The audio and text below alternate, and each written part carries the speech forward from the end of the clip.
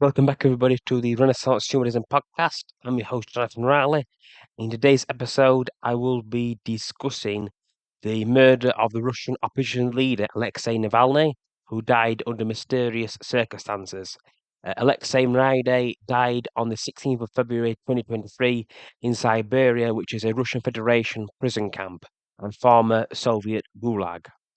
Foul play is also strongly suspected the reason why he died under unnatural circumstances. For today's podcast, I'm publishing it today, a few days afterward, just so that minds can cool on the subject and not be triggered due to the emotionality of the issue as well. For starters, Alexei Navalny is not a Western liberal. He is a Russian nationalist who is pro-Ukraine, which is similar to many other Russians. Alexei was campaigning against internal corruptions of the Russian Federation government under the leadership of oligarchs, and particularly the President of Russia, Vladimir Putin.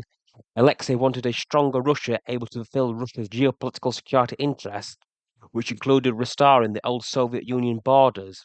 Alexei was a Democrat, but not a liberal Democrat. Having a democracy doesn't necessarily mean,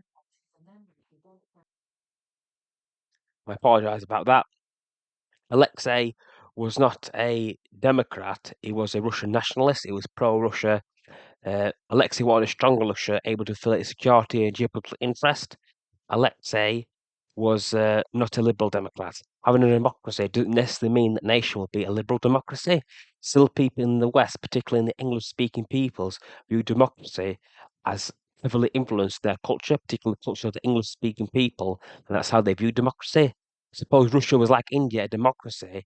This doesn't mean it will be a liberal democracy. India, under the leadership of President Narendra Modi since 2014, is a Hindu nationalist, and that makes Western leaders incredibly uncomfortable. So again, just because there might be reforms doesn't make Russia would be a liberal democracy. It could be a democratic democracy, but that would just mean under potential hyper scenario that in some sort of alternative universe, Alexei Navalny actually was the leader of Russia. That probably just means that the Russians would have already conquered Ukraine by now, due to the government being democratic, more efficient, and not having the same issues that the current Russian has now, as today. Thanks for this podcast. Hope you find it informative and interesting. I'll leave my blog link in below. If you type in the title of this YouTube video into the actual blog link as well, you'll be able to find the article which accompanies this video, and that will come out on the 7th of March 2024. Thank you for listening.